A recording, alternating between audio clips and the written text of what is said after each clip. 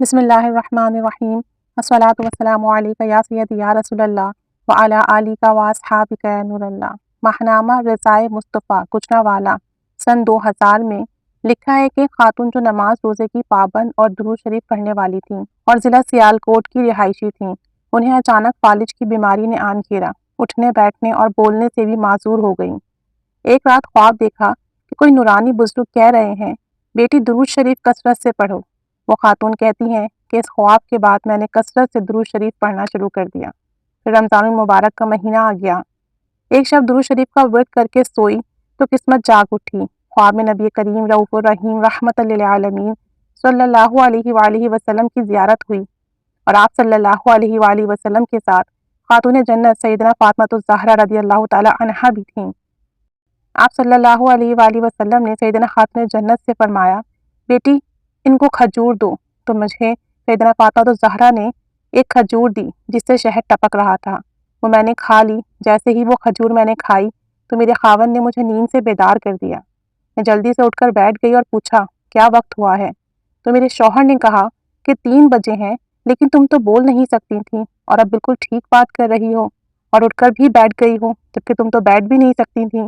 بس میں نے خواب والا سارا واقعہ اپنے شوہر کو سنایا۔ وہ یہ سن کر نہایت ہی حیران ہوئے اور خوش بھی۔ پھر میں نے اٹھ کر بچوں کے لیے سحری پکائی اور کھلائی۔ الحمدللہ درود شریف کی برکت سے اللہ پاک نے مجھے شفائے کاملہ عطا فرمائی۔ اس میں کوئی تعجب کی بات نہیں اور نہ ہی کوئی 1-2 لوگوں کے قصے ہیں، بلکہ ہزاروں لاکھوں لوگوں کے تجربات، کرامات، معجزات ہیں جو کہ ہم نے سنے ہیں، دیکھے ہیں کہ درود شریف پڑھنے والوں کو کیا کیا نہیں عطا ہوتا۔ یہ فیض ہے۔ صحابہ کرام رضی اللہ تعالی عنہم اجمعین بھی اپنی جیتی جاتی آنکھوں سے سرکار دو عالم صلی اللہ علیہ وآلہ وسلم کے معجزات دیکھا کرتے تھے کہ کبھی انگلیوں سے چشمے پھوٹ پڑتے، کبھی چاند کے 2 ٹکڑے ہو جاتے، کبھی رات بغیر ہی گٹھلی کے کھجور کے پھلدار درخت کھڑے ہو جاتے، کبھی معراج شریف کا سفر دیکھا، کبھی بکریوں کے تھنوں سے دودھ نکلتے دیکھا، پتھروں کو سلام پڑھتے دیکھا، بادلوں کو سایہ کرتے دیکھا۔ ہم سب جانتے ہیں کہ نبی کریم صلی اللہ علیہ وسلم جس طرف نگاہ رحمت فرما دیں وہ کام بن جاتا ہے، شفا مل جاتی ہے، بس نگاہ کرم کی دیر ہے۔ تو اگر کوئی شخص راتوں رات کسی بیماری سے ٹھیک ہو جائے تو یہ کوئی بڑی بات نہیں، سب نگاہ کرم کا فیض ہے۔ اللہ تعالیٰ رحمت کی نگاہ فرمائے۔ جس پر سرکار کی نگاہ کرم ہو جائے اس کے دن پھر جاتے ہیں۔ مقروض ہو تو قرض ادا ہو جاتا ہے، بیمار ہو تو شفا مل جاتی ہے، پریشان ہو تو مسائل حل ہو جاتے ہیں، بے روزگار ہو تو رزق مل جاتا ہے، ایمان سے خالی ہو تو دل ایمان سے بھر جاتا ہے۔ جس کو جو چاہیے سرکار کی بارگاہ سے عطا ہوتا ہے، بس نگاہ کرم کی دیر ہے۔